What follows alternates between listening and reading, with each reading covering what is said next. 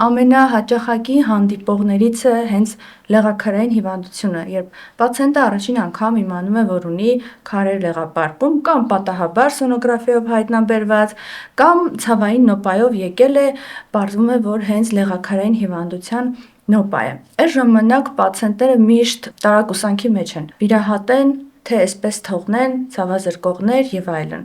Ես իմ տակտիկան ասեմ, որ ուղղորդում եմ վիրաբուժի մոտ, որովհետև շատերը ուզում են դեղորայքային միջոցով քարերը բուժել կամ ինչ-որ այլ դեղորայքի օգնության դիմել, ամեն դեպքում նման մեթոդը վաղուց դուրս է եկել ապացողական բժշկության կոնտեքստից, դեղորայքային եղանակով քարերի փշրումը ինձ թվում է դուք եք կողմ, որ արդյունավետ չէ,